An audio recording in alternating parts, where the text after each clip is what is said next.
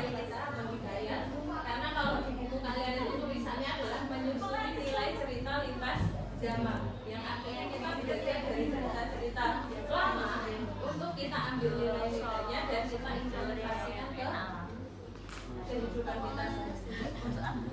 Seperti tadi, nilai apa yang bisa kita ambil dari cerita yang saya sampaikan tadi?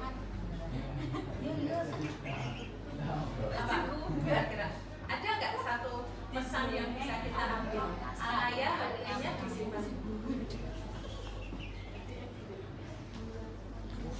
Kira-kira pesan yang bisa kita ambil apa dan bisa kita implementasikan sekarang?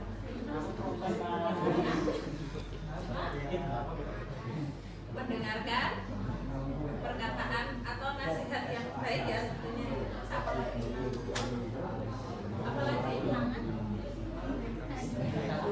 Ayo, apalagi pesannya dari yang tadi Mila menyampaikan kita paling tidak harus mendengarkan nasihat dari orang lain, terutama nasihat yang positif. Terus apa yang kedua yang bisa kita ambil?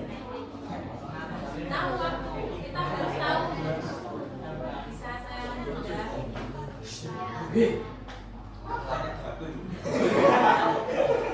Jadi yang pertama adalah tadi kita harus mendengarkan nasihat yang orang yang positif. Yang kedua kita harus tahu tentang waktu pada waktu ini untuk istirahat atau bekerja atau juga untuk beribadah. Nah, nih hikayat juga sama seperti cerita yang saya sampaikan tadi. Kita lihat dulu definisi dari hikayat itu apa.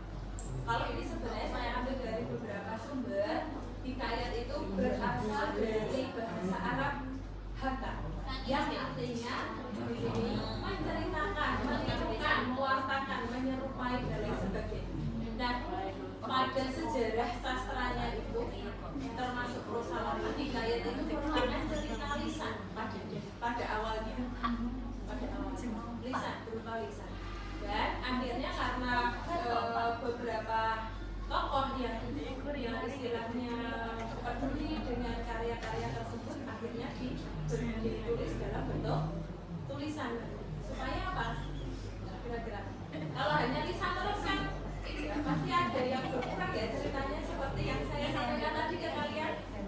Saya harap nanti ada yang menulis cerita tentang lulusan tadi. Kalau saya kan tadi hanya mendengar 2 tahun yang lalu. Akhirnya yang saya sampaikan tidak lengkap, seperti kan di orangnya siapa itu kan tidak. Dan ketika kita mendengar cerita, ada baiknya